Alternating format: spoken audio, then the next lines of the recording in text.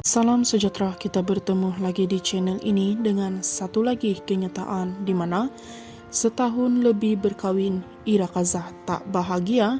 Kabar yang sampai ke telinga Cik Bunga ini agak membuatkan hati ini terasa sedih pula mendengar nasib yang menimpa Ira Kazah, bekas isteri pengarah dan penerbit terkemuka Samsul Yusof. Setahu kalau disebut ini pastinya ramai akan terus mengecam dan menghentam. Hendak buat macam mana, sudah memang lazimnya orang kalau sudah tidak suka, yang baik pun nampak tak baik, wangi pun jadi busuk. Tak begitu, jadi baru-baru ini Cik Bunga sempat berbual dengan seorang kenalan dalam industri seni.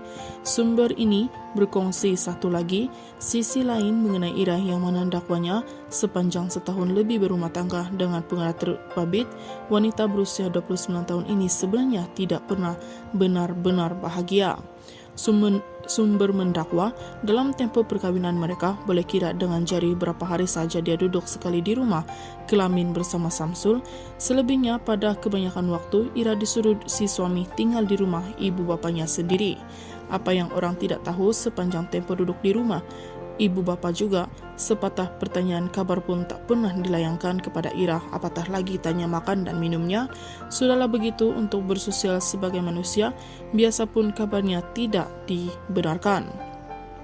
Meskipun duduk di rumah ibu bapa, kata sumber, Ira pun tentulah mahu bantu keluarganya menampung perbelanjaan, ialah sekurang-kurangnya untuk makan minumnya dan mak ayah atau bil. Disebabkan itu maka kalau perasan, Ira ada buat hantaran berbentuk pekerjaan bila dia dapat tawaran dengan Datuk Alif Syukri baru-baru ini sebelum bercerai. Namun kononnya perkara itu juga menjadi punca penceraian mereka. Cik Bunga juga difahamkan Ira begitu sedih apabila dirinya dipersalahkan semua pihak. Kononnya dialah yang melarang si suami pulang ke pangkuan keluarga sepanjang tempoh perkawinan.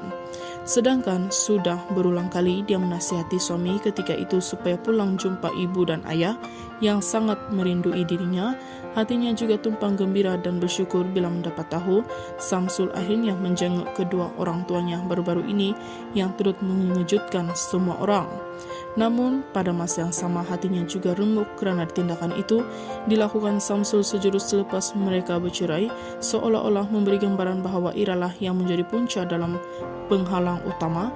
Ada beberapa perkara panjang lain yang Cik Bunga dimaklumkan mengenai perihal hidup Ira dan Samsul, tetapi itu sahaja yang dapat disebut di sini kerana yang lainnya lebih mengejutkan.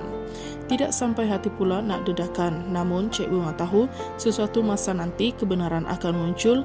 Biarpun rumah tangga mereka sudah terlerai, mungkin Ira juga sudah cukup lama menyimpan rasa sabarnya.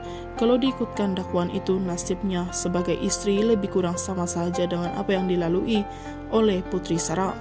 Atau mungkin lebih teruk, entahlah, dengan cemuhan dan makian. Orang ramai tak kalah dilabel sebagai penyondol suami orang, tetapi menjadi isteri sesiapapun nombor berapapun, wanita tidak seharusnya diperlakukan dengan buruk.